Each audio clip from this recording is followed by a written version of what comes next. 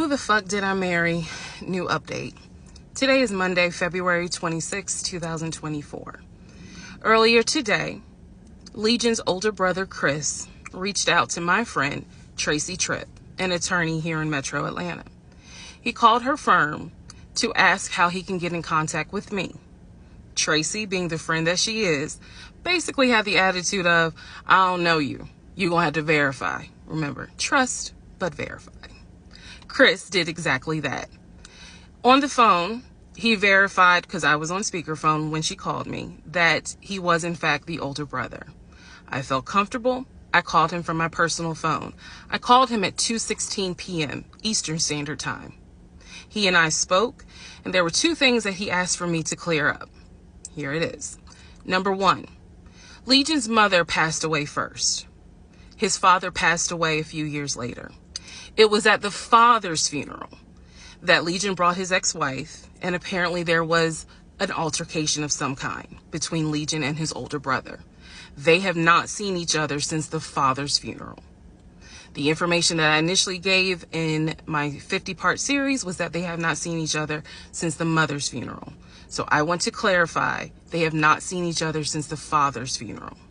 Secondly, Chris wanted me to also let you all know that their parents, though they are passed away, the parents did everything they could to get Legion psychiatric help.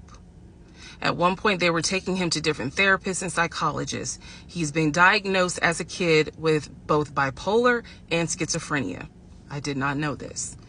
Chris informed me today, Monday, February 26th, during that phone call, that their father came out of retirement to help pay for the medications.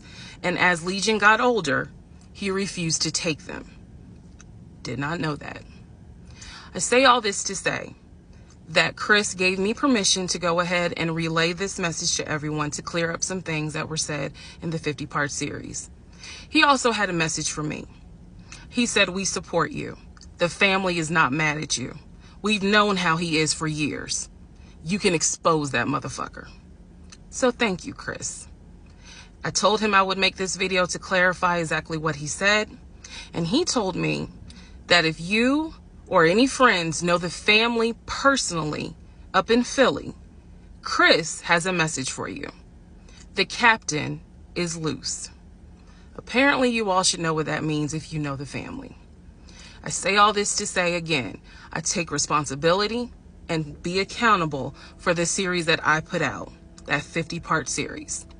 So if I said something that was incorrect, I have no issue making sure that I correct it as best I can. However, let me be very clear, ladies and gentlemen. I know what my ex-husband put me through. I cannot speak for anyone else. I can only speak on my experience. I realize that this story sounds absolutely outrageous, but it's true. I filmed it the way I did for a reason, because it's true. I gave you details because it's true, and I stand on that. You all have a wonderful day. And last but not least, to Chris and Tracy, I thank you. Talk to you guys soon.